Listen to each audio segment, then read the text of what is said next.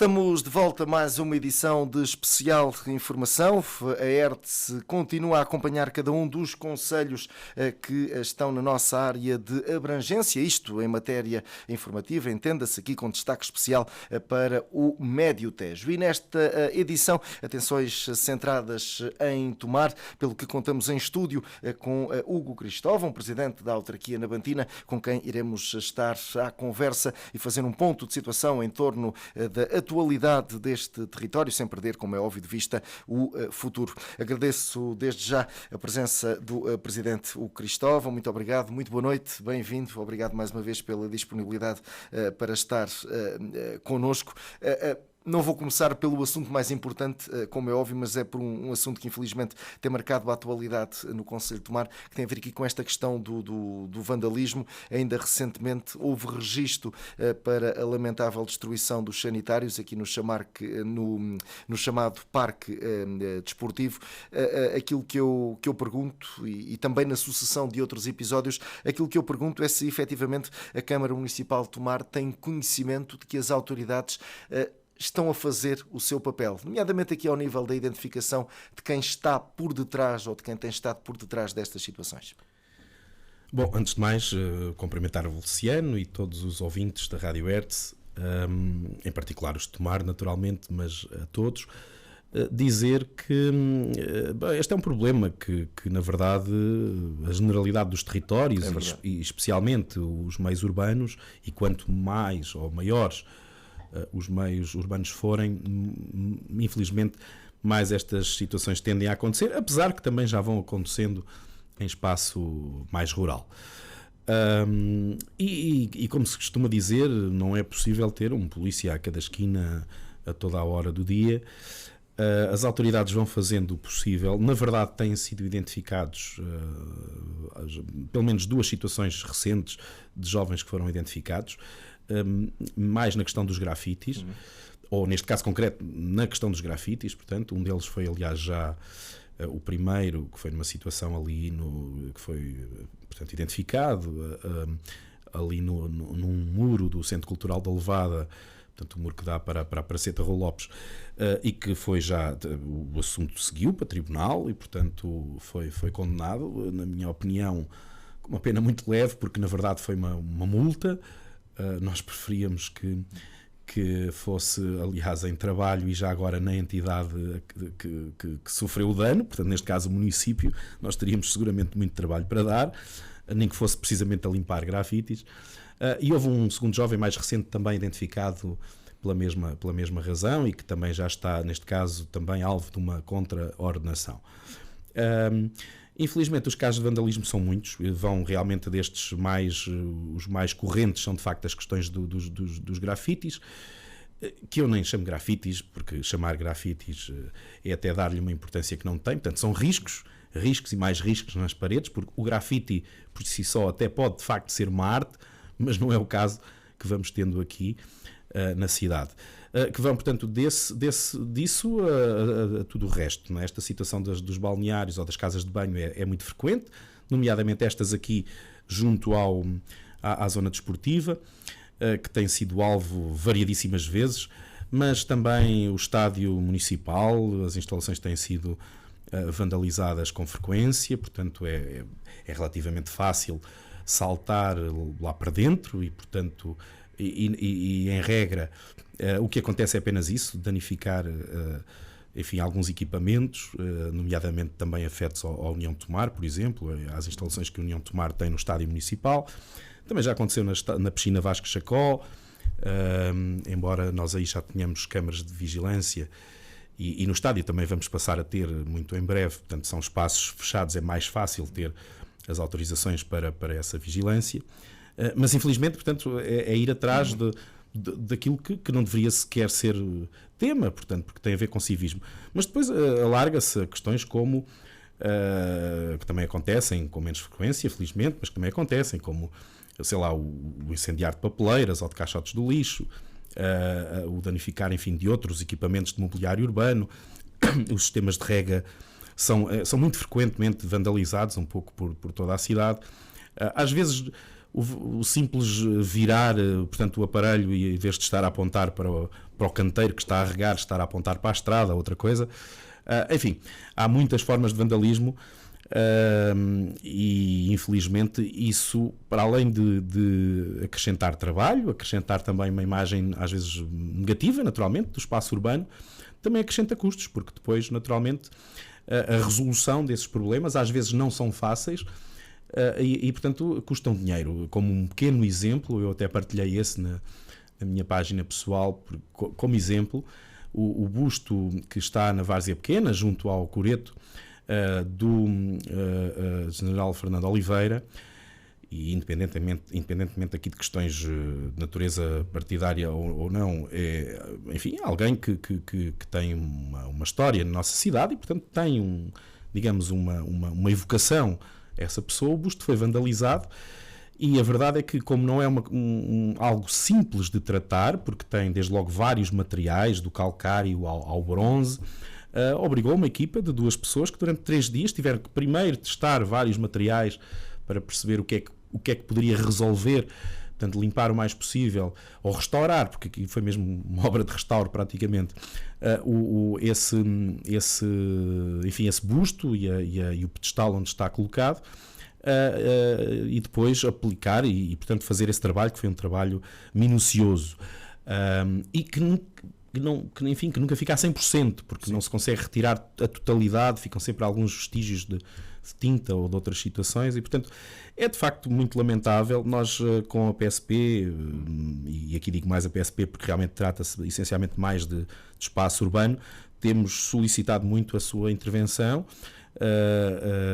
mas também sabemos que, de facto, como dizia ao início, não é possível ter um polícia a cada esquina e, acima de tudo, aqui tem que haver consciência por parte dos cidadãos. Sabemos que, na maioria dos casos, serão jovens adolescentes em fase enfim, naquela fase em que se fazem muitas parvoíces, mas, enfim, há parvoíces que se podem fazer sem prejudicar o espaço público, sem criar despesas, e, enfim, sem prejudicar outros.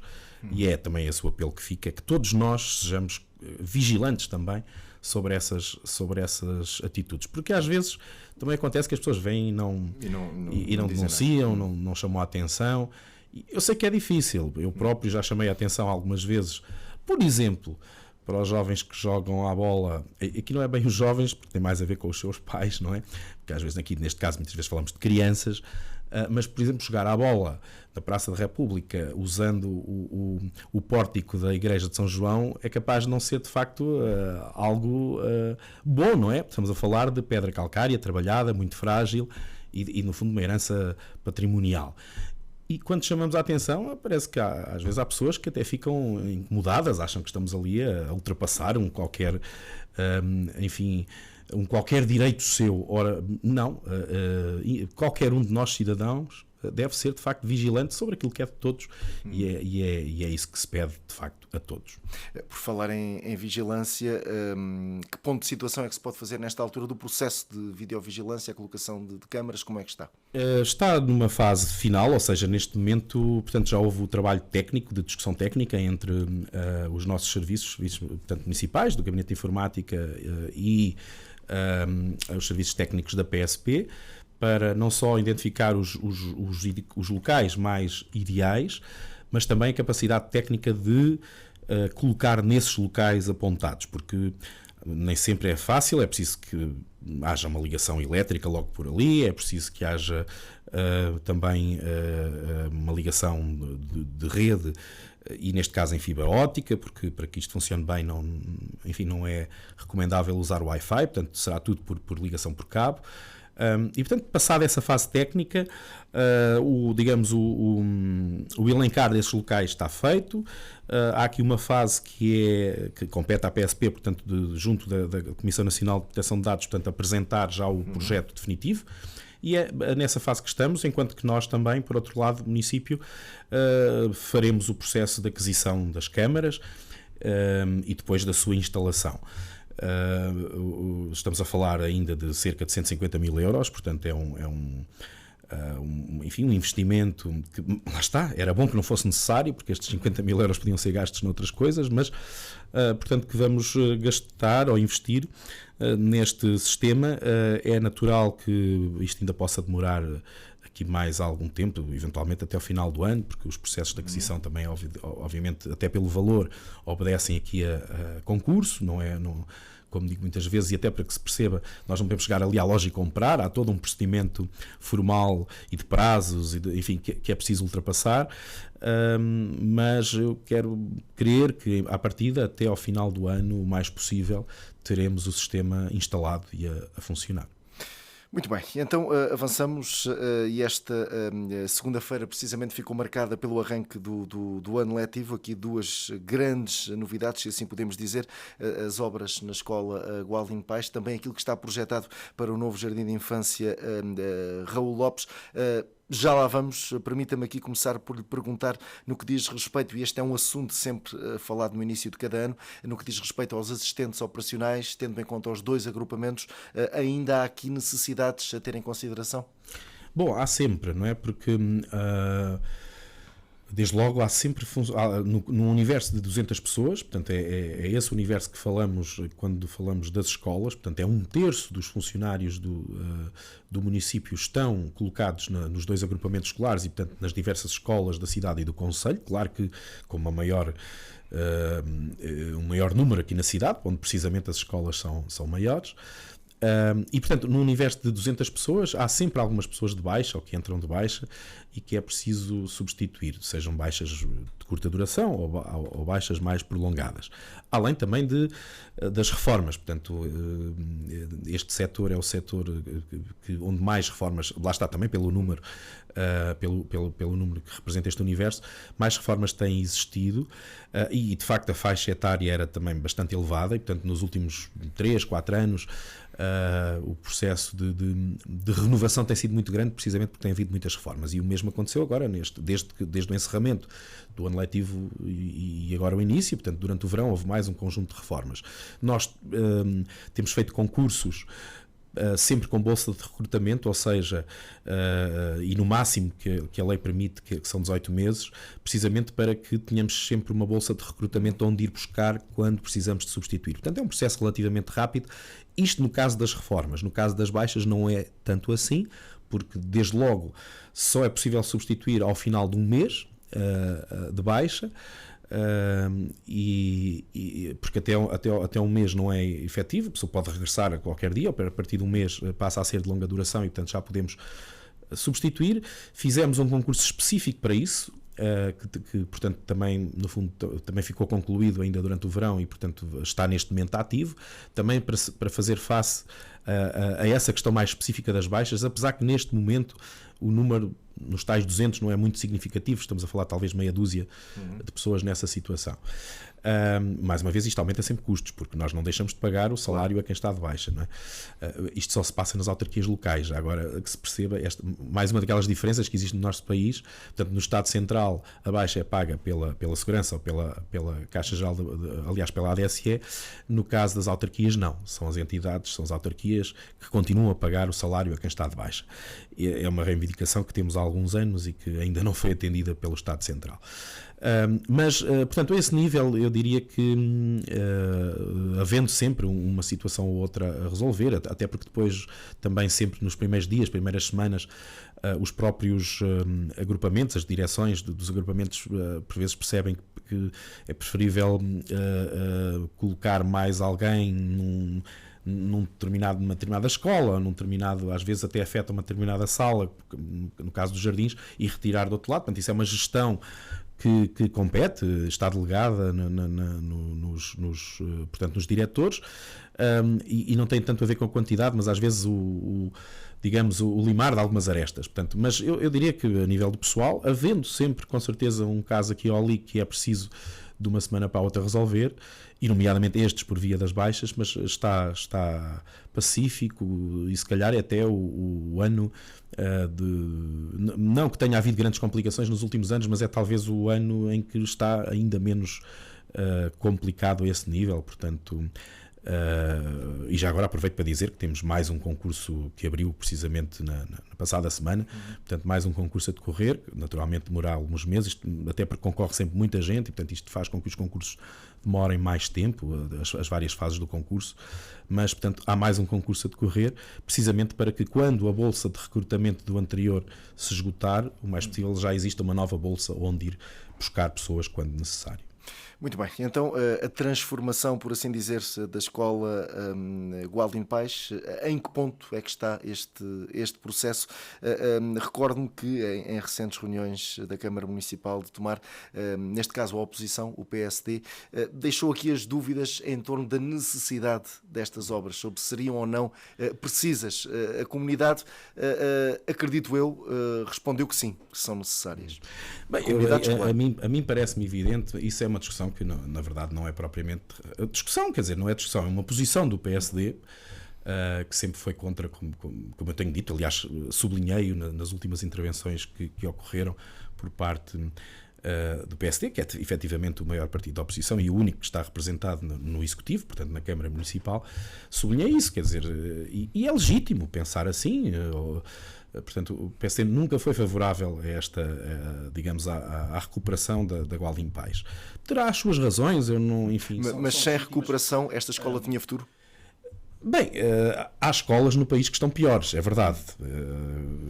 Ainda há escolas, nomeadamente da mesma época, portanto, daquela arquitetura, que era um modelo tipo ali do pós-25 de Abril, em que foram construídas dezenas, provavelmente centenas, não tenho esse número, mas por todo o país, em todos os concelhos, foram a generalidade das EB23, as primeiras EB23, na altura chamadas, portanto, o ciclo preparatório, depois mais tarde sem mais esses, eram feitas com esta arquitetura e muitas delas, de facto, como aconteceu aqui com o Gualdin Pais, não tiveram qualquer intervenção ao longo destes quase 50 anos. E, portanto, há umas que estão melhores, outras que estão piores. Neste momento já não haveria muitas como a Gualdin Pais. E, acima de tudo, nós aqui estamos a tratar do nosso concelho e queremos que os alunos, em primeiro lugar, mas depois aqueles que com eles trabalham no dia-a-dia, os professores, os auxiliares, enfim, outros técnicos que trabalham nas escolas, tenham as melhores condições para o processo de ensino-aprendizagem. E, portanto, efetivamente, foi uma aposta desta governação, desde o primeiro mandato, portanto, desde que entramos em finais de 2013, a recuperação da Gualdin Pais era uma aposta para nós.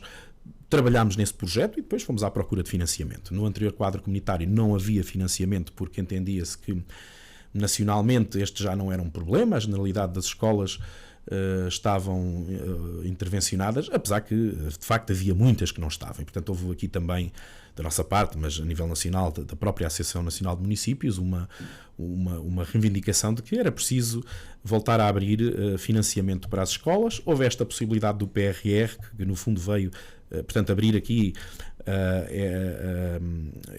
algumas frentes de financiamento e, portanto, as escolas, a educação foi uma delas e nós não deixámos passar essa oportunidade.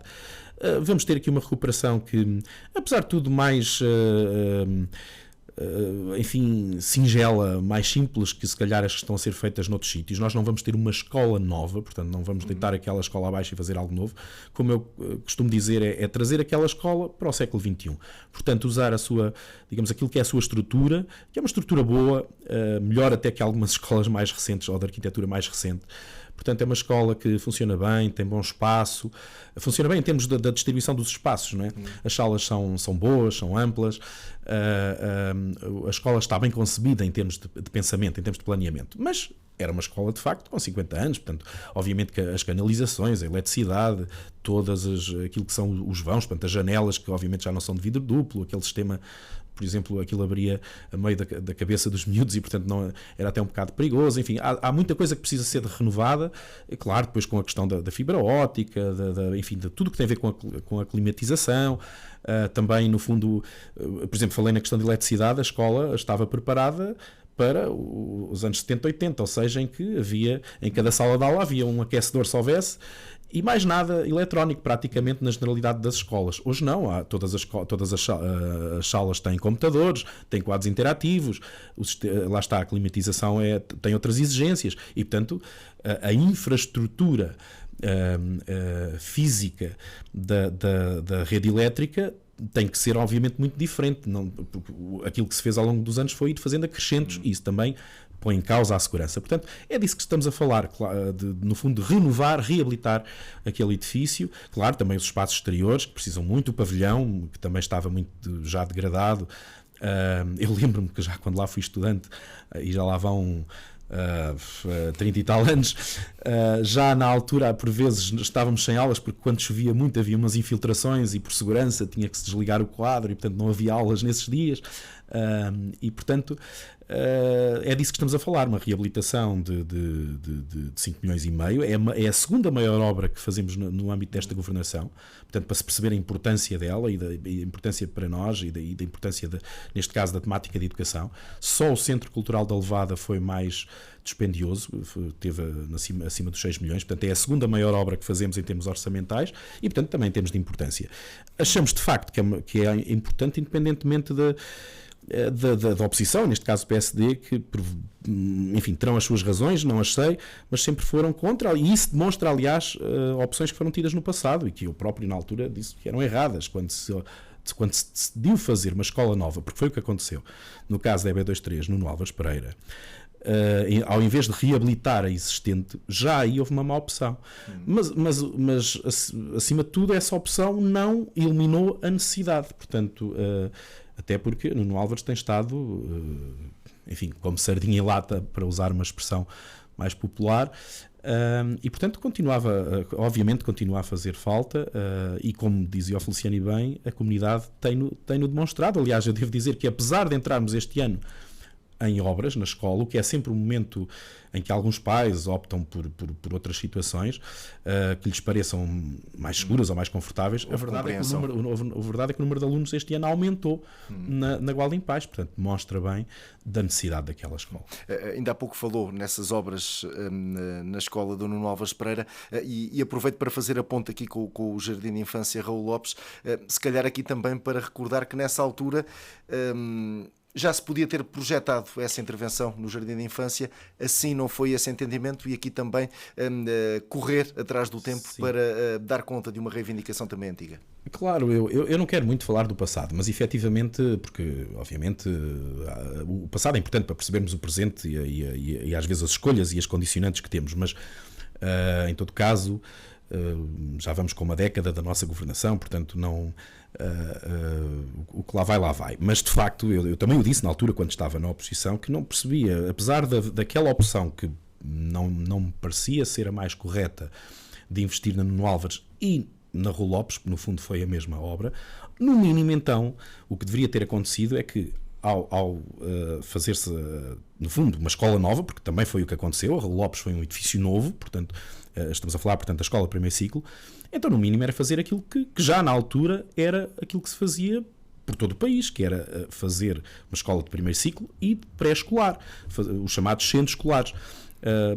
Houve uma opção, mais uma vez, não entendo bem porquê, de fazer apenas o primeiro ciclo e deixar o Jardim de Infância, que ainda por cima era claramente aquele que tinha as instalações mais degradadas, ainda mais para o público que se destina, que são crianças mais pequenas e, portanto, com menos autonomia. Eu recordo que quando entramos em 2013 havia 3 turmas a ter aulas num segundo andar. Portanto, isso devia ser quase único no país. Portanto, depois fizemos algumas obras para minorar estas questões, criámos umas salas no resto de chão para que no máximo houvesse alunos no primeiro, portanto passaram a existir aulas apenas no resto de chão e no primeiro, e as salas do terceiro, ou melhor, do segundo, ficavam depois para as atividades pós-letivas, e que já são com muito menos alunos, enfim, com outras intervenções que se foram fazendo, o parque infantil, etc. Mas remendos, obviamente, porque o que era importante era isto que finalmente conseguimos. Depois, esta foi também sempre a nossa intenção, portanto, renovar.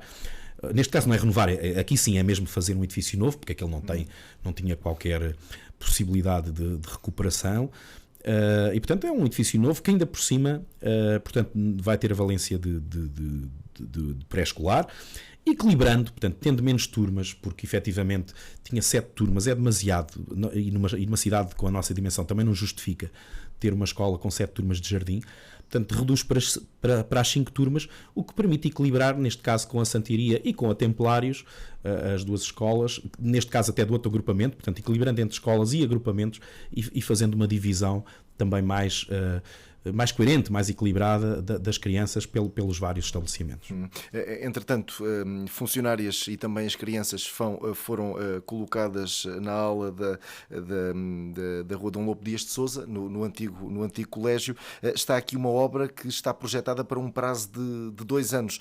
Está mais atrasada, como é óbvio, o processo está mais atrasado comparativamente com a Gualdim Pais. Estes 2 anos... não é um prazo excessivo para se realizar uma obra, ou como está em causa uma construção de raiz, já esse prazo fica explicado?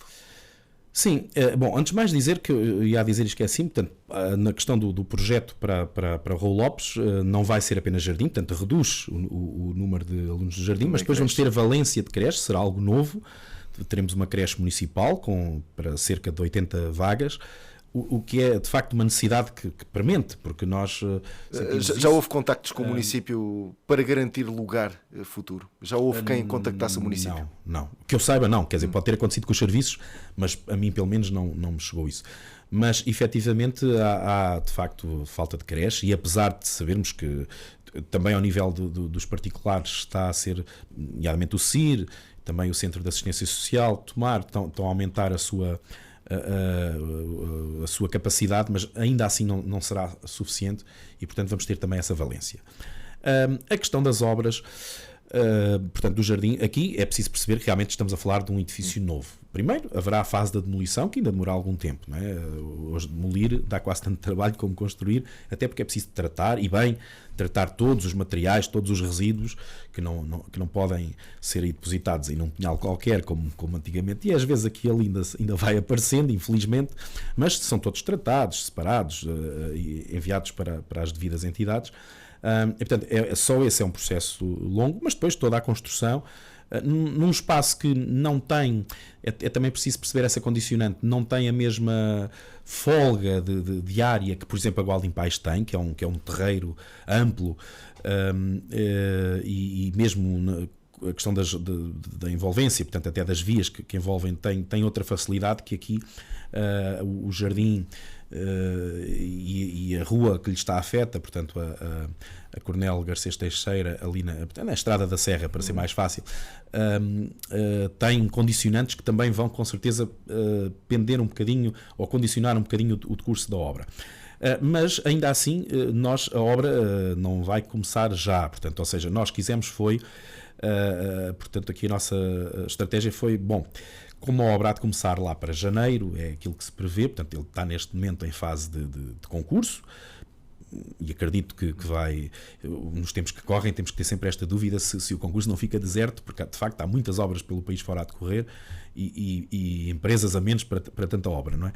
E com algumas dificuldades, nomeadamente também de conseguirem pessoal para essas obras, mas eu acredito que vai ter obra, que vamos ter empresa, até porque tem sido várias a colocar questões, o que é um processo normal durante a fase de concurso. Portanto, esse processo está ainda a decorrer, portanto, a nossa perspectiva é que a obra possa começar, portanto, no início do ano. Mas achámos que, ainda mais para crianças tão pequenas, estar a fazer a mudança de instalações ali a correr num fim de semana ou de uma semana para a outra, não seria o benéfico, e portanto queríamos começar o ano letivo já com a maior normalidade. E portanto foi o que fizemos aqui com um esforço também muito grande dos nossos serviços, numa opção que foi a de, porque aqui era possível, fizemos essa avaliação e vimos que era possível, em vez do mais normal de quando há obras nas escolas, que é alugar uns contentores e usar contentores, aqui achámos que, portanto, tínhamos espaço, tínhamos condições e íamos conseguir fazer isso no prazo que tínhamos, que era o verão, e portanto a opção foi de realmente reabilitar o tal resto de chão da ala norte do antigo colégio, porque assim também são obras que vão ficar. Portanto, o que está projetado é que quando não forem necessárias, portanto, quando o novo edifício estiver concluído e as turmas e as crianças para lá regressarem, aquelas salas vão estar aptas a poder fazer algo que também mencionamos há algum tempo, que é transitar depois a Universidade Sénior do primeiro andar para o resto de chão, para que os séniores não tenham que andar a subir e descer escadas no dia a dia. E ficamos ali com esse primeiro andar depois também para outras possibilidades. e eventualmente para uma ambição que temos também há algum tempo, que é a transição da escola profissional de Tomar, que também pelas razões que sabemos, mas já de início não seria propriamente necessário ocupar todo o espaço do antigo colégio e, portanto, à partida, o que vai sobrar da ala norte, o primeiro e o segundo andar, terão capacidade para acolher depois também a escola profissional de Tomar e, com isso, libertarmos a Casa dos Tetos também para outras utilizações. Portanto, isto é aqui um encadear, é um puzzle, e para montarmos o puzzle, cada peça só pode ocupar um lugar. Portanto, isto são coisas encadeadas e que têm que se ir trabalhando com o tempo. Precisamente, ainda para compor este tema da educação e abordar aqui a questão da escola profissional de Tomar, e a utilizar uma expressão que pode ter algum exagero, mas que, pelo menos para quem está de fora do estabelecimento, fica com uma ideia de que as dificuldades são mais do que muitas. Por isso, e ao estar a projetar o futuro da escola profissional de Tomar para esse local, está aqui a dar uma imagem de confiança no futuro da escola. Mas cá para fora fica a ideia de que a escola está, passo o exagero ou não da expressão, ligada à máquina. É assim mesmo?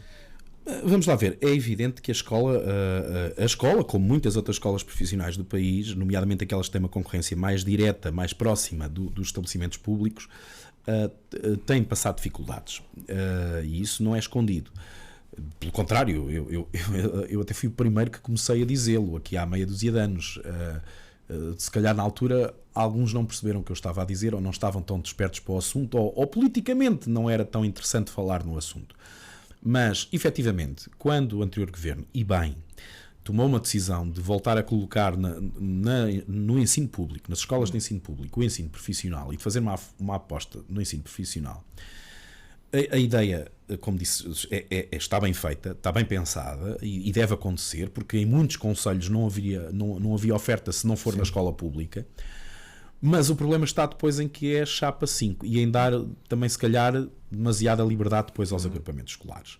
E o que aconteceu é que aquilo que era para ser uma medida que não era propriamente para ser para todos os agrupamentos, para todas as escolas, rapidamente passou a sê-lo. E, portanto, os agrupamentos escolares passaram a ter uma oferta que é maior e até de certa forma mais facilitada, em muitas formas mais facilitada do que aquilo que acontece nestas escolas que são de natureza privada.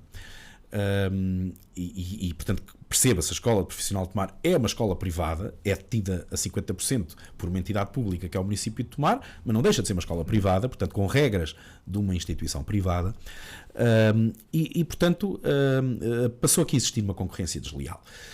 Porque efetivamente os agrupamentos, e aqui não é em Tomar, é em todo lado, não é? São todos assim, têm mais, com mais objetividade ou com menos, mas formas de, no fundo, manter os alunos dentro de portas e não os deixar sair para outras opções. Ora, a escola de Tomar tinha muitos alunos, e tem ainda, muitos alunos de Tomar, mas também de muitos outros concelhos aqui da região, e nomeadamente do chamado Pinhal Interior, portanto esta zona aqui a norte do concelho, e depois, enfim, um pouco de todo o lado.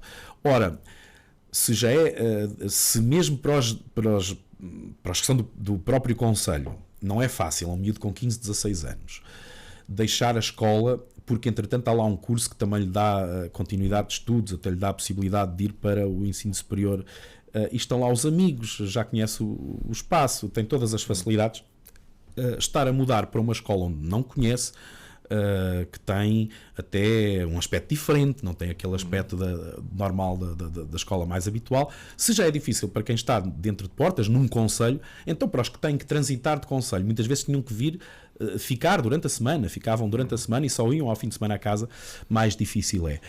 E portanto, usando apenas o exemplo de Tomar e dos alunos de Tomar, portanto, esquecendo até esses muitos que vinham de outros locais, os números são fáceis de perceber e, como eu tenho dito, não há milagres. Hoje temos no ensino profissional, nos dois agrupamentos escolares da escola pública, mais de 300 alunos. A escola profissional nunca teve mais de 180, até porque não tinha nem instalações, nem autorização de funcionamento para isso. Portanto, se há 300 e tal que estão nos agrupamentos escolares, mais os outros que estão nas suas terras, nos seus concelhos, os alunos não duplicam. Portanto, esse tempo em que, de facto, se estava ali próximo dos 200, será difícil de voltar. O que não quer dizer que não possa, não deva continuar a existir espaço para a escola funcionar. Tentar captar outros alunos, é isso que na verdade se está a tentar fazer. Por exemplo, alunos filhos de imigrantes que se calhar não têm também a mesma...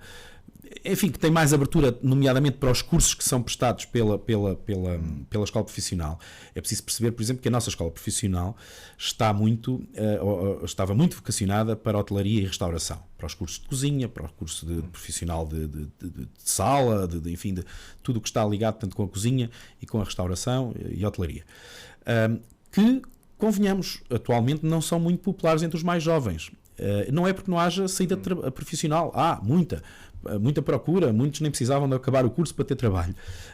Mas, derivado aos horários, talvez também derivado aos salários, neste momento não é popular entre os jovens e entre as famílias a saída para esses cursos. Mas se calhar há outras faixas da população onde continua a ser popular, nomeadamente, como dizia, os filhos de muitos dos imigrantes têm vindo para Portugal trabalhar, então vai-se tentar também apostar nesse setor. Pois podia-se dizer, bom, se calhar a escola devia mudar de cursos, pois, mas isso não é assim tão simples. As escolas funcionam com a autorização do Ministério da Educação. E neste caso também da Autoridade Nacional de Qualificações, portanto, que coordena o ensino profissional, a ANCAP. E, portanto, não é fácil, para não dizer que é quase impossível, mudar o curso, porque depois há zonas territoriais, e, portanto, aqueles cursos que estão autorizados é aqueles que a escola pode ter, não é totalmente impossível mudar, mas não é assim tão simples. E, portanto, a escola tem futuro, tem turmas a funcionar, do ano passado para este o número de alunos mantém-se. Há menos uma turma, mas isso tem a ver com a forma como se dividem as turmas, mas o número de alunos manteve-se, portanto os que entraram são tantos como os que saíram, portanto há que passar esse sinal de confiança e sim, a ambição é efetivamente colocar também a escola em novas instalações, onde por além do mais possa estar mais próxima das outras escolas. Isso também pode ser um fator, no mínimo, para equilibrar um bocadinho esta competição que existe. E vai conseguir resistir esses 2 anos até essa mudança de... Vai conseguir de certeza. Acabou de abrir, por exemplo, uma turma. A turma tem 3 anos letivos, portanto as turmas têm sempre que chegar ao final do ciclo. Digo isto pelas questões até da própria gestão dos dinheiros, por assim dizer, da própria capacidade financeira. Para já, a escola tinha também fundo de maneio próprio que foi acumulando ao longo dos anos. E depois, naturalmente, que teve que fazer alguns ajustes. Isso é óbvio, fazer alguns ajustes ao atual quadro, porque o financiamento das escolas é feito por aluno e por turma. Portanto, com este decréscimo dos últimos anos, como digo, não deste ano, mas dos últimos anos, portanto, obviamente que há um financiamento menor, mas a escola tem feito esse esforço a nível do quadro de pessoal, professores e auxiliares. Em bom rigor, a escola nunca teve um grande quadro, sempre, porque a maioria das disciplinas já eram dadas em sistema de complemento de horário.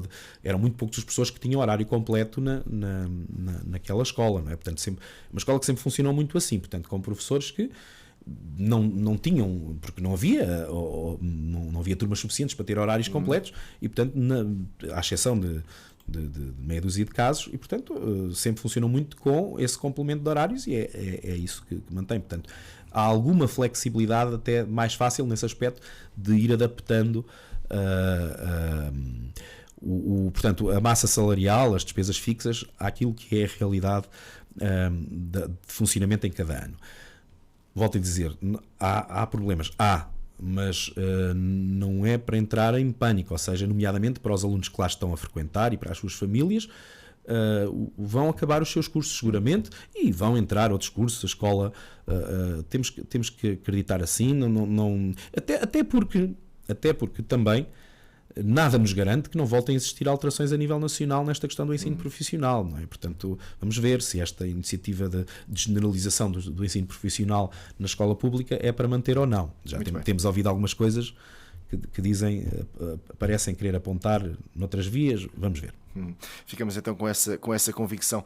Passamos aqui para outro tema que tinha aqui projetado, e agora recorro aqui a uma cábula, isto tendo em consideração a realidade da nossa região à escala dos médicos de família. Já por aqui passaram a Mação, que tem 78% da população sem médico de família, Orem 40%, Vila Nova da Barquinha 38%. Em Tomar, que ponto de situação é que se pode fazer? Qual a percentagem da população que ainda não tem acesso a médico de família? Que ainda não tem, ou que neste momento não tem, que é diferente. Sim, é verdade. Nós, portanto, eu queria agora lembrar-me do número exato. Eu creio que são 28, mas tenho que dar aqui a ressalva que neste momento não é totalmente certo. Creio que são 28 os lugares de médico de família que nós temos no nosso concelho. Sendo que neste momento, salvo alguma falha recente que não me tenha chegado a essa informação, nós estamos com falha de 3 médicos. Portanto, sendo que num caso, na verdade, a médica existe, mas está de licença de maternidade e, portanto, na prática são 2 médicos. Olalhas? Em Olalhas? Olalhas, pelo menos a informação que nós temos. Olalhas há de ser recente, que eu confesso que só se é o mesmo caso de São Pedro. Ou melhor, é recente. Em São Pedro, o médico lá colocado é que. Portanto, aliás, lembremos que. Exatamente, essa é uma situação muito recente também.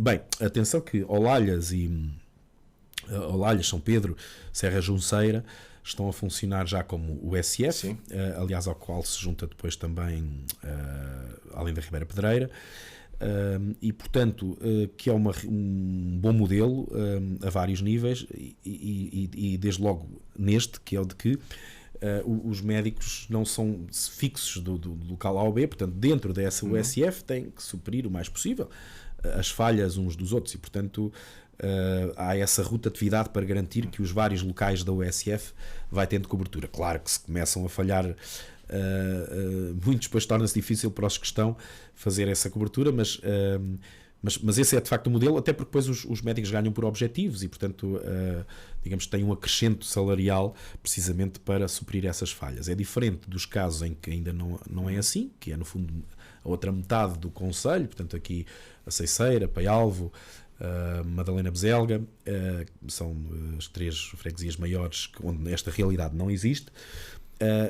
Embora isso seja tem que partir da vontade dos médicos, portanto tem que ser os médicos a associar-se, imaginamos como se fosse uma cooperativa, portanto eles juntam-se para criar uma USF que depois tem que ser autorizada, mas a vontade tem que partir dos médicos e é por isso que ela ainda não existe, digamos, nesta zona mais sul do concelho. Portanto, como eu tenho dito, eu sei que isto pode não ser popular dizer, e é óbvio que sempre que alguém está sem médico de família, isso tem que nos preocupar, e preocupa. Tem sido várias as reuniões com o Conselho de Administração e também com os presidentes de junta, que tenho promovido essas reuniões entre os presidentes de junta e o Conselho de Administração, comigo também, nomeadamente nos casos que são mais antigos, que é efetivamente o caso de Porto da Laje, portanto na freguesia da Madalena, e Curvaceiras é a situação da licença de maternidade, portanto, na verdade, não tem estado médico, mas a médica está colocada, por uma razão feliz, portanto, por licença de maternidade, e também Santa Cita. Portanto, estes 3 casos são os mais antigos e nós até sugerimos que pudesse haver aqui algumas formas porque, sei lá, por exemplo, Santa Cita tem logo ao lado Linhaceira, se calhar em vez de o médico recurso ser aqui na cidade, na USF da Nabância, poder ser lá ao lado, porque está a 2 km ao lado, enfim. O Conselho de Administração explicou-nos as dificuldades, porque é que isso não se consegue fazer. Uma delas é que efetivamente os médicos são fixos, têm a sua lista de utentes e, portanto, por várias razões que são inerentes ao Ministério da Saúde, não é possível ou não é muito fácil fazer aquilo que nos parecia mais lógico, portanto, as pessoas irem logo ali mais perto. Mas, ou de tentar, por exemplo, também sugerir eventualmente essa possibilidade que houvesse, por exemplo, já que tem que vir, portanto, nestes casos em que não há médico, portanto, poder haver um dia dedicado no SF da Nabância, portanto, que é onde é o recurso, haver um dia por semana dedicado a essa freguesia. Também me explicaram as razões, não vou agora aqui descrever, até porque isso compete ao Conselho de Administração e não a mim, mas as razões pelas quais isso não é muito prático ou fácil de fazer, mas ainda assim iam tentar ver se era possível fazer algumas melhorias nesse sentido. Mas, portanto, para sublinhar isto, obviamente nos preocupa, obviamente temos estado em cima do acontecimento, tem havido reuniões, tem havido conversas, até tentámos sugerir um ou outro médico, porque isso também nos foi pedido. Nós sabemos que o Conselho de Administração de facto tem feito um grande esforço de captar médicos e de ir buscar médicos. E até nos foi dito, bem, se conhecerem alguém que por acaso até seja de cá, mas esteja noutro sítio e queira vir e nós até já sugerimos pelo menos um médico, no caso ali destes mais antigos, que estaria eventualmente disponível para ir para Porto Alage e para Santa Cita, mas depois não foi possível, pelo menos para já. Eu também percebo, era a altura do verão, não prejudicar as urgências, porque esse médico também fazia urgência, enfim. Há sempre várias razões e a verdade é que, não havendo, como pelo menos vai sendo dito a nível nacional, médicos suficientes, quando se puxa de um lado ele falta do outro, não é? Portanto, isto não é muito fácil. E portanto, o que ia sublinhar é isto, apesar dessa preocupação e de poder parecer insensível da minha parte dizer isto, mas não é perceber a realidade para podermos agir sobre ela. Tomar tem um cenário muito, no mínimo, muito menos negativo que a generalidade dos concelhos da nossa região. Como digo, se não estou em erro, são 28 médicos de família, e nós temos em falta estes 3, e sendo que um não é em falta, está de licença de maternidade. Isto comparado com concelhos onde faltam 50% ou às vezes mais dos médicos, temos que perceber que nós não somos uma ilha, não é? Portanto, o panorama é nacional e regional. Algo que também se entende é que a Câmara de Tomar não vai entrar, e vou utilizar esta expressão, no leilão que se criou no Médio Tejo para conseguir captar médicos para o respectivo território, apesar de essa não ser uma competência direta dos municípios, mas há ainda quem crie este regime de incentivos e que, para além do vencimento propriamente dito, quer ajude com despesas, quer mesmo com verbas mensais para que os médicos fiquem convencidos a prestar funções nos respectivos concelhos. Tomar não vai entrar neste leilão? Não. Para já, se o termo leilão se justifica. Enfim, aí vou deixar o termo com o Feliciano, não vou entrar nessas adjetivações, mas de facto não me parece correto. Chamemos-lhe lá o que quisermos, não parece correto. Primeiro, porque é de facto entrar numa... Os municípios competem entre muitas coisas, em algumas coisas de maneira positiva, outras às vezes não tão positiva. Eu acho que neste caso é daquelas que não é positiva. Apesar de perceber porque é que num ou outro concelho isso acontece. Vamos lá ver, se eu tivesse um concelho se eu fosse presidente de Câmara de um concelho com 3 ou 4 ou 5 mil habitantes, que tinha lá 1 ou 2 médicos e faltavam os 2, e portanto o meu concelho não tivesse lá nenhum médico, eu se calhar tinha que dar uma absoluta prioridade a esta questão, encontrar fundos orçamentais e mesmo que fosse lá o que fosse, tinha que fazer isto. Ora, eu não acho isto correto. Primeiro, logo por aí. Depois, porque, como já referi, Tomar tem, se não estou em erro, 28, mas se não for 28, são 29, portanto, médicos de família. No dia em que eu encontrasse aqui alguma forma de compensar um para vir, bom, naturalmente, e com toda a legitimidade, os outros iam pedir exatamente a mesma coisa. E é um pouco nisso que estamos neste momento entre concelhos, nos concelhos que entraram nessa questão. Eu até posso dar o exemplo que, enfim, se calhar não devia, mas vou dizê-lo. Eu já tive houve um médico que se disponibilizou para vir precisamente para um destes locais que estava em falta. Preferia vir para Tomar do que no sítio, no concelho onde estava, que não vou dizer qual é. Mas pediu que a Câmara fizesse o que essa Câmara lá está a fazer, que era, além do seu salário, dar-lhe 25 euros por hora. Ora, eu não acho isto correto, quer dizer, acho que não podemos andar a competir na área da saúde. Quando se diz correto, quando se diz que não é correto, poderá ser ilegal? Eu aí não tenho... Haverá formas legais, provavelmente. Também parece que se calhar num caso ou outro essa legalidade poderá estar a ser ultrapassada, não sei, ou seja, não sei efetivamente com que meios ou com que formas é que essas compensações estão a ser pagas. Eu sei que, por exemplo, o caso do projeto Bata Branca, esse estará devidamente, legalmente enquadrado, porque é feito em parceria sempre com uma IPSS. Na prática, dá-se um apoio a uma IPSS. Isto faz lembrar uma discussão que tivemos há pouco tempo dos bombeiros, não é? Pronto, paga-se a uma IPSS para depois se pagar ao médico, enfim. Apesar de tudo, essa será a que está mais enquadrada.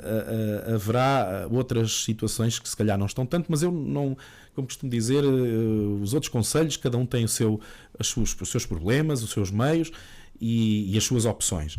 No caso de Tomar, de facto, entendemos que isto não é correto porque não queremos, até porque no momento em que eu fizesse isso, não só lá está, teria que compensar todos os outros médicos porque era justo, da mesma forma, como podia, bem, amanhã, no dia a seguir, um outro conselho oferecia mais €1 ou 2 por hora e ficávamos sem médico outra vez, e depois andávamos nisto, quer dizer, portanto não condeno quem o faça, volto a dizer que cada território é diferente e eu percebo, ou pelo menos faço o esforço para perceber nos conselhos em que de facto pela sua dimensão 1 ou 2 médicos em falta possa fazer enfim, atingir a população toda ou quase toda, não é o caso de Tomar. Nós de facto temos os tais 28 ou 29 médicos e teríamos que os compensar todos, correndo o risco que a partir do momento em que entrássemos nisso, eles no dia a seguir fossem para outro sítio onde lhes dessem mais, e portanto não, além realmente dessa questão da legalidade que eu tenho dúvidas também. Pronto, efetivamente tinha aqui um guião para seguir e o Presidente o Cristóvão não sabia, como é óbvio, aquilo que estava projetado. E outro dos temas que marcou a atualidade recente tem a ver com esta questão relativa ao pagamento aos bombeiros municipais de Tomar. Começo a colocar esta questão desta forma. Município de consciência tranquila? Com certeza, se não tivesse consciência tranquila, sei lá, se calhar já me tinha ido embora há muito tempo, não é? Nós temos que estar no exercício de funções públicas, como é o caso, temos que estar, acima de tudo, conscientes de que a nossa ação é para fazer o bem do que quer que seja, neste caso do nosso corpo de bombeiros. Também sabendo que muitas vezes há questões de legalidade mais... Por problemas da própria legislação, e este caso dos bombeiros é evidente. Aliás, eu e outros autarcas temos dito ao longo dos anos, e nomeadamente também a minha antecessora, foi até uma das vozes nacionalmente muito críticas em relação a várias matérias aqui que têm a ver com a questão dos bombeiros, e da maneira como há diferenças no tratamento a nível do país, desde logo, por exemplo, nas formas de financiamento dos bombeiros, entre aqueles que são os municipais, entre os que são apenas voluntários, ou como no caso de Tomar, que é misto, enfim, e a forma diferente de tratamento, desde logo pelo próprio Estado Central. Portanto, há matérias, muitas delas, que muitas vezes a legislação não deixa-nos um bocadinho, aos municípios em geral e aos autarcas que trabalham muitas vezes com poucos meios, não temos os meios que um Ministério, enfim, ou que um instituto ou uma direção-geral do Estado Central tem, para muitas vezes se proteger deste ou daquele ato. Portanto, a legislação por vezes tem falhas, de facto, e nós temos que saber isso. Mas também, como muitas vezes, e não sou eu seguramente o primeiro autarca a dizê-lo, bem, se estivermos sempre com medo das ações que podemos tomar e se ela é totalmente segura em termos de formais e regulamentares, ou enfim, com receio de alguma coisa, bom, então não fazíamos quase nada, porque efetivamente os municípios, e nomeadamente desde o início deste século, deste milénio, são totalmente diferentes daquilo que foram, no fundo, os primeiros 30 anos do poder autárquico democrático. Eu costumo usar esta imagem um bocadinho exagerada, mas para ajudar a perceber. Até aos anos 90, os municípios tratavam essencialmente de licenciamento urbanístico, uma pequena parte do licenciamento urbanístico, porque, por exemplo, se fosse um hotel com determinadas características ou qualquer coisa mais específica, já teria que ir a outras entidades. Portanto, tratava do licenciamento habitacional e pouco mais, e da gestão do espaço público. tratar das ruas, dos jardins, enfim, do que fosse, que era naturalmente, aliás, muito menor do que era agora. Hoje, não só a complexidade destas duas matérias, seja o espaço público, seja o licenciamento urbanístico, é muito maior. Aliás, os municípios licenciam tudo, do industrial ao comercial, ao turístico, tudo passa pelos municípios, mas depois temos competências na área de educação, na área social, enfim, agora também na saúde, em tudo, não é? Portanto, enquanto que os meios e a forma como os municípios estão desenhados são, no essencial, os mesmos. As pessoas que trabalham nos municípios, apesar de se irem renovando, e por exemplo esta questão do licenciamento urbanístico é um bom exemplo, continuam com as mesmas formações, por mais que se vá dando formação ao longo da vida e em contexto profissional, mas os seus meios são os mesmos. Portanto, a possibilidade de errar, de facto, existe, obviamente, e é muito grande. Aliás, mesmo esta questão da proteção civil, para voltar ao ponto, é também muito recente. E hoje, há uns anos esta parte, inventou-se esta coisa que o Presidente da Câmara é o responsável máximo da proteção civil no seu território. Isto é dar ao Presidente da Câmara uma responsabilidade sobre tudo, mas que na verdade depois tem os meios que tem. Aliás, isto é algo que nós até entre presidentes de Câmara, por exemplo, aqui no Médio Tejo discutimos algumas vezes entre nós. Por exemplo, como é que um Presidente de Câmara que é responsável da proteção, que é, como diz a lei, o responsável máximo da proteção civil, pode dar ordens, por exemplo, a uma associação de bombeiros voluntários, que são a grande maioria dos exemplos do nosso país. Portanto, há aqui muitas coisas que não batem certo.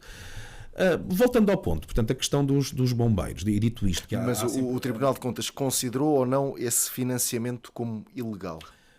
Considerou que pode existir ali uma incompatibilidade. Portanto, primeiro é preciso escalpelizar o relatório e mais dizer...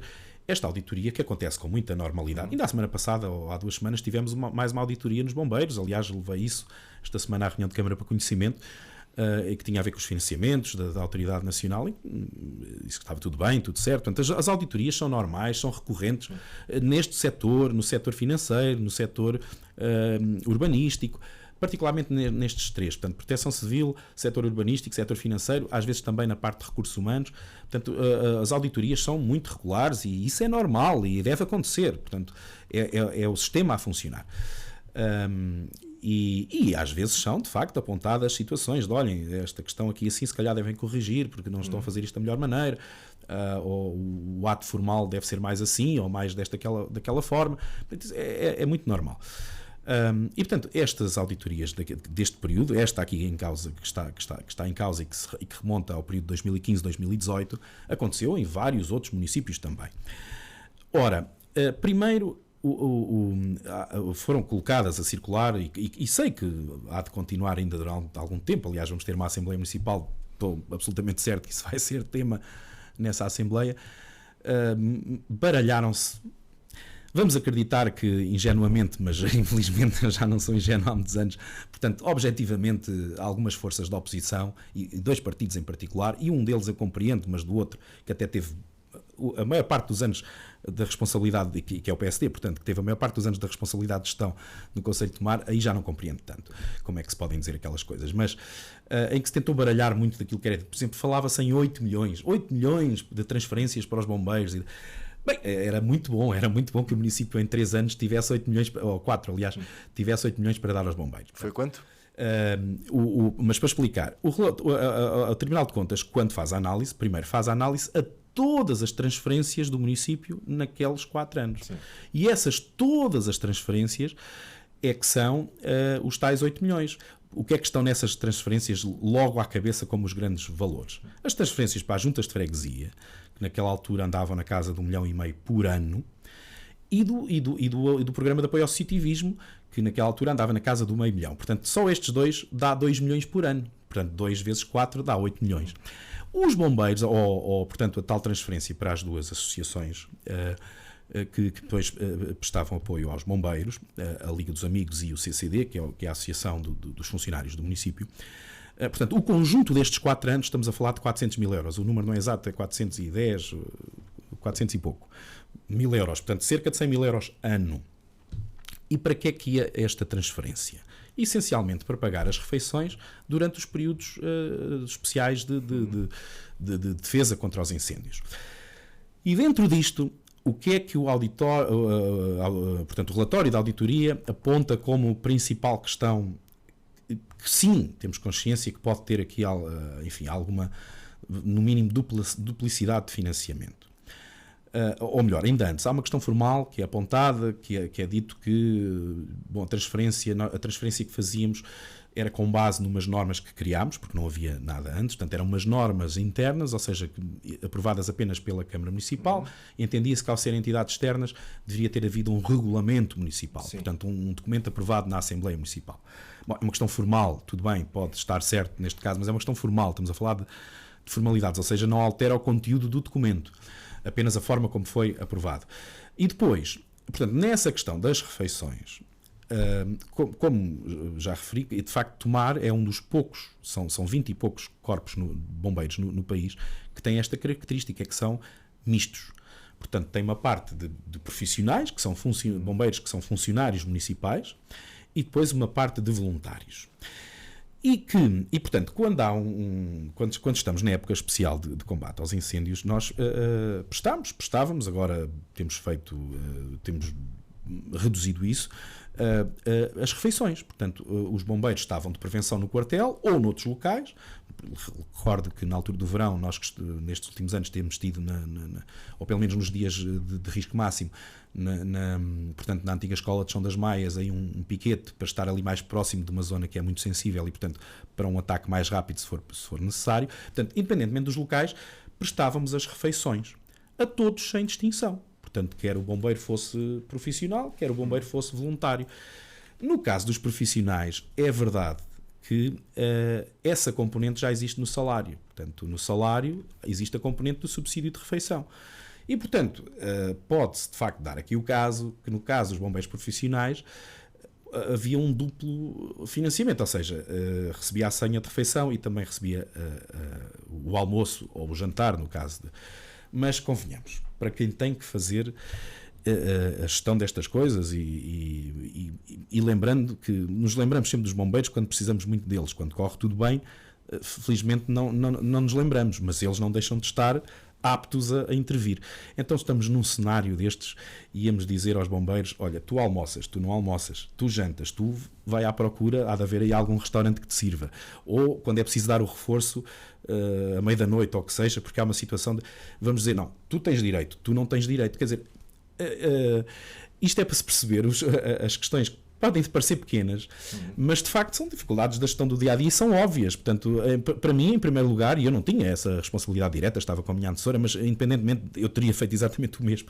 Quer dizer, então nós temos o pessoal que está ali de prevenção, que está ali pronto para trabalhar e depois vamos fazer distinções no meio do teatro de operações ou do teatro de prevenção. Não, o que há aqui é um problema nacional. Temos-lo dito várias vezes. Esta questão já devia ter sido resolvida há muito tempo. A forma como é feita a distinção entre os bombeiros voluntários e os profissionais, porque senão vamos lá ser objetivos. Nos concelhos onde só há bombeiros voluntários, então mas quem é que faz o financiamento? Não são as câmaras à mesma? Então, sem o dinheiro que as câmaras colocam nas associações humanitárias, como é que essas associações sobreviveriam? Então, isto não é. Há um problema nacional que tem que ser resolvido. Ainda não houve nenhum governo que tivesse coragem para o resolver e para, de uma vez, mudar a lei. Porque isto depois não se passa só nestas coisas do financiamento. Passa-se, por exemplo, nas diferenças entre, se nós tivermos um incêndio, estão dois corpos a combater o incêndio. Um é de uma associação humanitária, que são, como já disse, a maioria no país. O outro é de um corpo inteiramente municipal ou misto, como é o caso de Tomar. Arde um carro, cada um. A Autoridade Nacional financia o carro da associação humanitária, não financia o carro do Corpo de Bombeiros Municipal. Isto não é justo, isto não é de facto tratar o país como um todo. Ou seja, os municípios que tiveram a coragem de avançar, de perceber que nós já não estamos num tempo em que devêssemos ter a proteção civil e os bombeiros assentes num regime de voluntariado, até porque o regime de voluntariado vai ser cada vez mais difícil e isso já se nota e em muitos sítios do país nota-se com bastante premência. Não podemos continuar assim. Era como, sei lá, eu preciso de um polícia e o polícia é voluntário, portanto se calhar hoje não vem amanhã. Os bombeiros têm que ser pensados exatamente da mesma forma e portanto os municípios que tiveram coragem de avançar, que têm, como no caso de Tomar, neste momento temos perto de 50 bombeiros profissionais, isto é um dispêndio muito grande no orçamento do município, nomeadamente na massa salarial, até porque tem uma carreira própria e bem dentro da função pública, e portanto estes municípios ainda são prejudicados porque depois colocam-se estas questões de diferença de tratamento. Devo, aliás, dizer que, e agradecer até publicamente, porque quando foi esta questão, e agora deste relatório, que na verdade só diz que pode haver ali um indício de qualquer coisa, e portanto aquilo é remetido como deve ser, como diz a lei, ao Ministério Público, que agora pode arquivar ou pode pedir mais esclarecimentos, enfim. Ainda não foram pedidos esclarecimentos. Não. Isso, enfim, estas coisas. Lá está, se o relatório é de 2015, 2018, veio agora do parte do Tribunal de Contas acabado. A fase seguinte pode até ser arquivado já e ser rápido, mas senão vai demorar, enfim, mais outros anos, um conjunto de anos. Mas só para dizer isto, agradecer que apesar daquilo que a oposição em Tomar faz, foram vários os outros presidentes de Câmara a expressar solidariedade e ajuda, se for preciso, a prestar declarações ou o que quer que seja, até porque tem havido, de facto, como eu dizia, aqui um processo de vários anos em que, e nomeadamente aqui os autarcas do Médio Tejo, junto também com a Associação Nacional de Municípios, têm feito junto dos vários governos um conjunto de reivindicações precisamente para resolver estas questões, e portanto isto coloca-se a estes níveis e portanto vários têm sido os colegas autarcas de outros concelhos a dizer que cá estão para o que for preciso, porque o nosso problema é igual ao deles. Só mesmo para fechar este tema, então depreendo das suas palavras, desta sua intervenção, que questões, vou chamar-lhe de interesse público, se possam sobrepor a qualquer outra consideração que o Ministério Público possa fazer. Muitas vezes, não é? Aliás, o tema da proteção civil é um bom exemplo. Se nós estivermos no decurso de um incêndio, é preciso chamar uma máquina de rastros para vir fazer uma intervenção. A lei diz que eu tenho que fazer um processo de contratação pública, tenho que pedir um orçamento, tenho que fazer uma requisição interna, depois externa, depois esperar. Que não se pode esperar. Nós temos que fazer isso no momento e portanto não posso estar à espera para um mês depois ter a máquina, não, é naquele dia, naquela hora. Isto é válido para muitas outras coisas que nós fazemos e portanto nós sabemos que ao fazer coisas destas estamos de facto muitas vezes a incumprir, porque quem faz as leis lá nos gabinetes em Lisboa não tem que quer dizer, faz as leis, mas não tem que as executar. E portanto, sim, há momentos em que nós, ou de facto temos medo e não fazemos, e aí estamos, na minha opinião, a ser maus autarcas.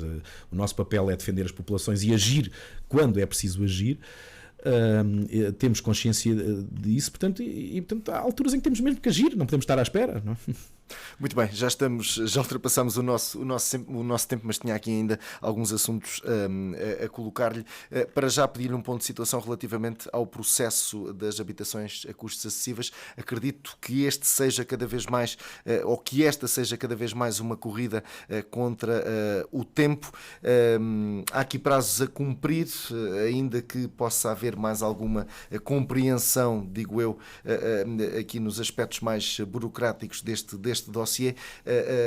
Que ponto de situação é que se pode fazer? Bom, é um tema de facto muito importante, a questão da habitação em Tomar e no país, e neste momento até na Europa, não é? A atual comissária até lançou pela primeira vez a ideia de ter um comissário ou uma comissária europeia dedicada ao tema da habitação. Portanto, é de facto um problema do chamado mundo ocidental. Em Tomar, nós já tínhamos identificado o problema há algum tempo, ou pelo menos ainda no mandato anterior, e começámos a desenvolver ideias, projetos nesse sentido. Aqui, mais uma vez, o Estado Central não foi muito amigo, porque, por exemplo, nós em Tomar perdemos bastante tempo num dos projetos, porque aquilo que estava indicado era que a forma de aceder aos fundos ia poder ser de uma certa forma, e depois, digamos que a meio do jogo, ou quase no fim do jogo, dizem-nos, não, afinal as regras não são essas, vão ser outras. E nomeadamente no caso aqui estou a falar principalmente do caso de Palhavã, que era o projeto maior, o projeto mantém-se, para, portanto, 60 fogos, que é os que o município lançou como oferta pública, mas na verdade depois o projeto da entidade que concorreu é maior, pode chegar aos 200 fogos. Mas, portanto, ali numa determinada altura foi-nos dizendo, não, a entidade concorre, o município é parceiro, mas a entidade é que concorre, portanto começou-se a desenvolver nesse sentido. e aqui quando falo do Estado Central, portanto falamos do IRU, que é o Instituto que rege as questões da habitação e portanto aqui que no fundo que gera os financiamentos. Bom, em determinada altura, mais de um ano já de trabalho, dizem-nos não podem haver entidades privadas, tem que ser tudo via municípios. Ok, vamos lá ter que redesenhar isto tudo outra vez, portanto pensar aqui no processo todo, como é que vamos fazer, como é que não vamos, depois são coisas que não se resolvem de um dia para o outro, uma semana para o outro. Montar um caderno, um processo jurídico, um caderno de encargos para uma coisa destas demora muito tempo e é complexo. Tanto que não havia, por exemplo, nós acabámos por seguir este modelo de oferta pública de aquisição, que é algo que se calhar houve 3 ou 4 municípios no país até hoje que fizeram, não é um processo fácil de montar. E depois, quanto ao resto, e nomeadamente ao financiamento, uma coisa que devia ser ágil, porque há um desígnio nacional, até de não perder as verbas do PRR para estes fins. Bom, acabaram por ser colocados tantos entraves que aquilo que podia ter sido lançado pelo menos um ano antes, acabou por realmente ser um ano depois. Ou seja, nós, por exemplo, assinámos o primeiro acordo, está agora a fazer um ano. E depois, só depois disso foi possível avançar com os procedimentos.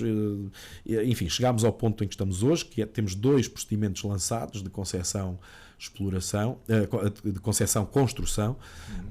Portanto, quem concorre concebe o projeto, e isto é precisamente também para agilizar, concebe o projeto e executa-o.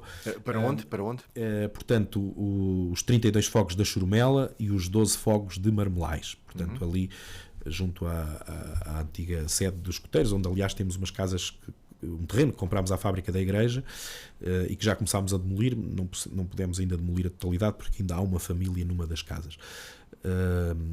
Pronto, mas para estes, portanto, neste conjunto temos estes 44 fogos, mas que ainda assim, que são importantes e portanto vão ser, quero acreditar que os concursos não vão ficar desertos. Aliás, um já está concluído, portanto, ao dia de hoje o da Churumela, que foi lançado primeiro, já está concluído e teve, portanto, empresas a concorrer. O de Marmelais ainda vai demorar mais aqui algumas semanas. Portanto, já é um bom número. 44 fogos ajudam, mas está aquém daquilo que queríamos. Portanto, os 60 fogos, por exemplo, os tais de Palhavém, ainda estamos à espera que o IRU nos diga se avança ou se não avança, porque a empresa que concorreu com números ligeiramente acima do preço metro quadrado que o IRU aceita financiar na nossa região. Sim. Mas que nós sabemos que a empresa tem razão, quer dizer, o preço máximo de metro quadrado e a forma como é chegado a esse valor por parte do IRU não é real, e o metro de construção em Tomar não custa o mesmo que custa, eu não quero dar exemplos porque não gosto de fazer, que é deselegante, mas enfim, não é preciso andar muito para fora do território do nosso concelho para perceber que o preço de construção baixa logo bastante. E portanto esta realidade tem que ser vista, e há uma grande dificuldade, lá está, em Lisboa, de perceber que o território não é todo igual, tem as suas diferenças, e portanto no caso particularmente este Palhavã, continuamos à espera da resposta por parte do IRU. Mas se o IRU não ceder, Palhavã fica sem hipóteses de seguir em frente? Não necessariamente, ou seja, primeiro há a hipótese da empresa, que como disse até tem um projeto mais ambicioso, portanto de chegar aos 200 fogos, poder ainda assim avançar por sua conta e risco. A empresa, daqui das conversas que temos tido, não colocou isso totalmente fora de possibilidade. Até porque tem o investimento, tem o terreno, tem projeto feito, porque neste caso, portanto, seria... lá está, o município comprava chave na mão, portanto foi, como disse, uma oferta pública de aquisição, portanto eles têm projeto e estão aptos a iniciar obra, portanto o município aí adquiria as casas já concluídas, e portanto há essa possibilidade, ou ainda a possibilidade do município decidir ainda assim por meios próprios investir e adquirir, mesmo que não as 60, algumas dessas habitações, até para garantir que o projeto avance. Porque, em último caso, mesmo que, e já ponderámos isso, mesmo que recorrêssemos a um empréstimo, e há, para esta questão da habitação, empréstimos facilitados para os municípios, sabendo que essas casas depois vão estar, portanto a intenção é colocá-las no mercado de arrendamento, e volto a dizer, a custos controlados, é sempre preciso sublinhar que isto não é habitação social, nós estamos a falar disso, é no fundo, em Tomar temos um bom exemplo, é o que foi a Nabância no seu tempo.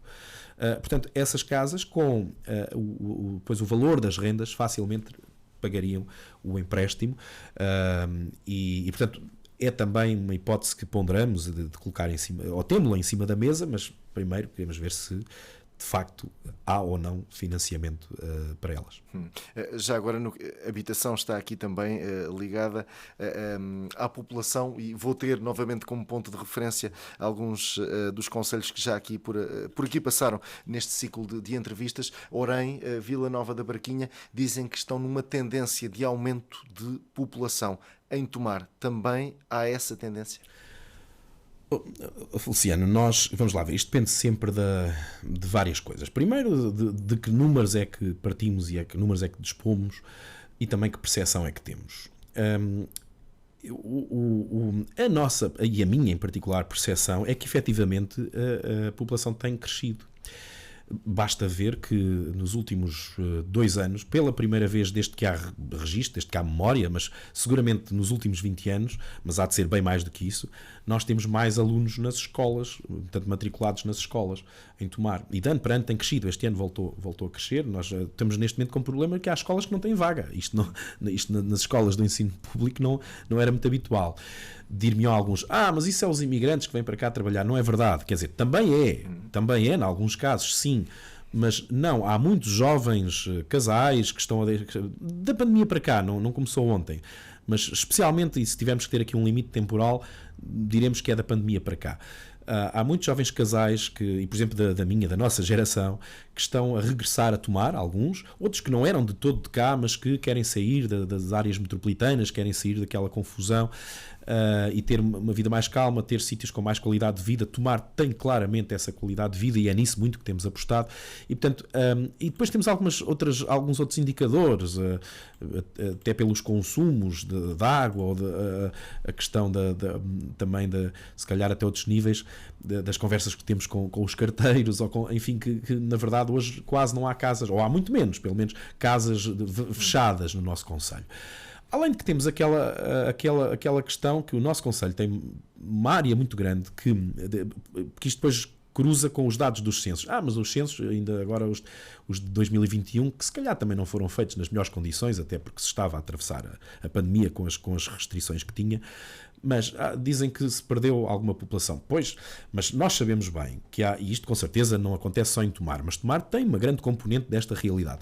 Nós sabemos bem que há uma grande parcela do nosso território onde, na verdade, as pessoas vivem cá, não deixam de ser tomarenses, mas residem durante a semana ao fim de semana, ou durante a semana em Lisboa, ou noutros locais, ou vêm 2 ou 3 dias, estão 2 ou 3 dias lá, enfim. Ou os estudantes que hoje eu estudei fora, também trabalhei fora, nunca tive que mudar a minha residência. Isso hoje é quase impossível. Hoje um jovem, quando vai estudar por outra terra, por várias razões, por causa do aluguer e para justificar, por exemplo, o apoio ao aluguer à casa, ou para conseguir o dístico de estacionamento, ou para, enfim, variadíssimas razões, tem que mudar a residência. E, portanto, a larga maioria dos jovens hoje basta ir estudar para fora e têm que mudar a residência. Portanto, há muitos fatores para uma situação e para outra. Agora, a percepção que temos é que, de facto, há muita gente a vir para Tomar, e depois também porque, e mais uma vez, especialmente da pandemia para cá, há fatores que o facilitam. Esta questão do teletrabalho, enfim, a questão realmente do trabalho à distância, em que muitas empresas estão a segui-lo, de ter que ir apenas uma vez por semana ou 2 vezes por semana ao local de trabalho, o resto poder ser feito à distância, e há muitas profissões que o permitem. Claro que isso também é válido para outros casos. Ao contrário, né? Se calhar também há pessoas que estão em empresas de Tomar e que estão a residir noutros locais. Mas a percepção é que temos mais população, e que a grande dificuldade de não termos mais é precisamente a habitação. Porque realmente sem habitação é que é mais difícil. Muito bem, então já estamos a caminhar para a reta final. Eu agora não queria condicionar com alguma pergunta, com alguma questão específica, mas numa análise mais global, e já estamos a caminhar para o final deste ano de 2024, o que é que nós podemos esperar por parte da gestão do município de Tomar, para além da gestão diária, que já não será pouca, mas projetos que devem ficar concluídos, que podem ser ainda iniciados durante este ano 2024? Ou prioridades, melhor dizendo. Bom, prioridades enfim, com grande componente, dar continuidade ou concluir alguns dos projetos que temos em curso, nomeadamente os maiores, não é? Por exemplo, a questão de Carvalho Figueiredo, que é uma obra de grande montante, de grande valor, será a principal obra financiada agora neste quadro comunitário do 2030, e é um projeto muito complexo, porque mexe com muitas infraestruturas, portanto, com muitas entidades. Nós, portanto, o gabinete que está a desenvolvê-lo está a concluí-lo, e eu quero muito, tenho feito muita pressão junto desse gabinete de concluirmos, termos o projeto pronto para avançar, porque depois há aqui uma fase a seguir ao projeto também difícil, que é de expropriações, nomeadamente, sejam elas amigáveis ou não, mas nós temos, até hoje, em 10 anos, ainda só houve um caso que não foi amigável, que foi aquela pequena parcela lá embaixo no Flecheiro, mas portanto, obviamente que independentemente disso, amigável ou não, há um processo ainda a fazer, porque a correção da via e da passagem das infraestruturas em Carvalho Figueiredo atravessa por muitos proprietários, não é? Portanto, há aqui um processo ainda a fazer, mas não podemos, pelo menos na sua grande maioria, não podemos avançar enquanto não tivermos o projeto concluído. A criação de passeios é o menor dos trabalhos. É o menor dos trabalhos, sim. Reparem, eu ainda a semana passada tive uma reunião com a Tejo Ambiente e as Águas de Val do Tejo. Vamos ter agora, entretanto, também com a EPAL, porque, por exemplo, em Carvalho Figueiredo passa a grande conduta adutora da EPAL, que é em fibra de vidro. Portanto, vai ter que ser toda substituída.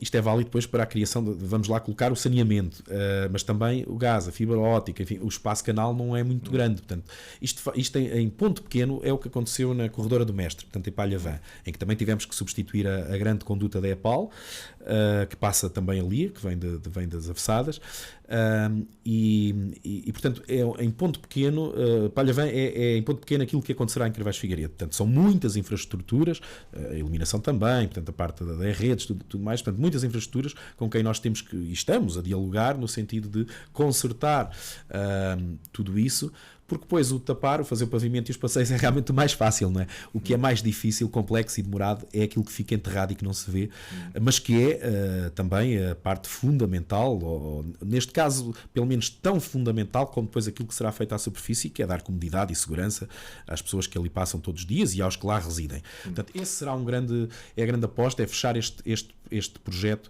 é fechar também o das ruas, o da intervenção. Mas agora, em termos de datas para Carvalho Figueiredo? Em princípio, se nada estranho ocorrer, nós queremos ter, mesmo que ainda com um ou outro parecer ainda a ser dialogado, mas ter agora a entrada no outono, o projeto terminado, mesmo que, como dizia, alguma especialidade ainda esteja para resolver, para iniciarmos esta conversação com os proprietários.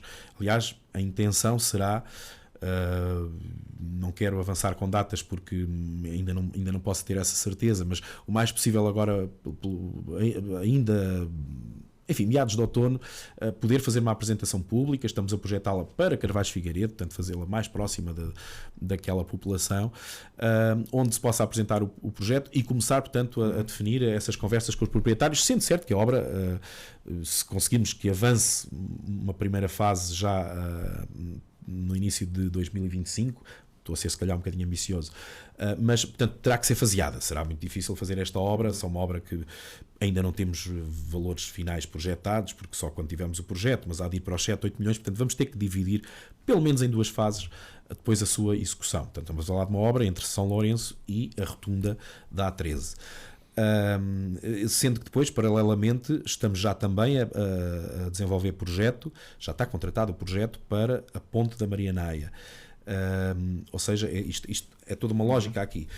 Ao mesmo tempo que estamos, essa numa fase ainda um bocadinho também inicial, portanto, de contratação de projeto, da continuidade da Maria de Lourdes Melo e Castro entre aqui ali a rotunda do Politécnico, digamos assim, ou enfim, a avenida que existe até onde ela termina, portanto, até Marmelais. Isto para que haja esta ligação de uma lógica integrada de mobilidade, também para melhorar os acessos, portanto, à cidade e para fazer da Marianaia aquilo que já é, na verdade, aquilo que os tomarenses já, na prática, já fazem, mesmo que com más condições daquela ponte, que é usar aquela como o principal acesso à cidade para quem não tenha que vir mesmo para o centro da cidade, porque depois em Marmelais é mais fácil de desviar o trânsito para várias localizações, e nomeadamente depois quando existir a avenida até lá abaixo. Mas depois temos outros projetos que estamos sempre a trabalhar em novos projetos. Eu anunciei recentemente que estamos já a trabalhar na ideia da loja do cidadão ligando aqui ao aproveitamento do antigo Palácio de Alvaiázar, o que sobra dele, há uma parte que está aproveitada. Portanto, nós temos vindo a trabalhar isso com a Estamo, que é a entidade que gera o património do Estado que está devoluto. Portanto, aquele património está devoluto há quase 50 anos, e é uma intenção que temos para ali. Estamos agora, como dizia, em fase de... Estamos a fazer os primeiros trabalhos, levantamento topográfico, enfim, os primeiros trabalhos condecentes àquilo que há de ser o projeto para essa intenção, que é a loja de cidadão. Enfim, há muitas outras matérias, nomeadamente a nível de obra, mas acima de tudo, e se estamos para concluir, acima de tudo o que quero sublinhar é que queremos continuar a trabalhar muito no imaterial, ou seja, naquilo que não é a obra, mas que na verdade é a nossa grande aposta naquilo que queremos que seja a nossa cidade e o nosso concelho. Uma cidade, um concelho, um território cada vez mais de bem-estar, mais de qualidade de vida.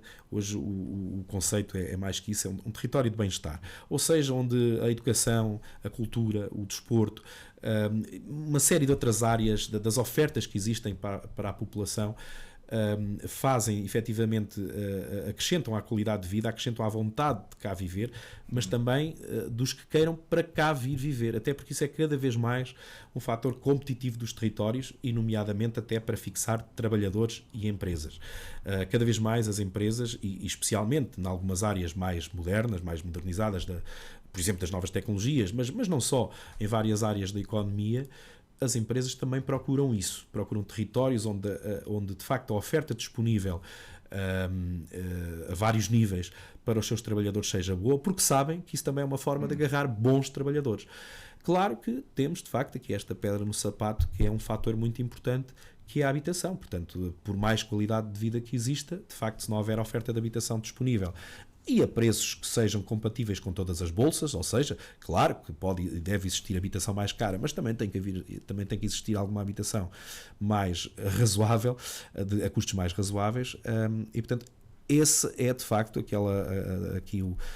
digamos que a perna aqui do tripé que ainda está a falhar um bocadinho e que temos que continuar, portanto, a trabalhar muito neste setor da habitação. Muito bem, e assim finalizamos este especial Informação. Presidente Hugo Cristóvão, mais uma vez, obrigado pela disponibilidade. Obrigado por também. ter estado connosco. Até uma próxima oportunidade. E assim finalizamos esta edição de especial Informação dedicado ao Concelho de Tomar. Contamos em estúdio com a presença do Presidente da Autarquia Municipal da Autarquia Navantina, Hugo Cristóvão. Iremos voltar numa próxima oportunidade. Até lá, fique bem, fique com a ERTE.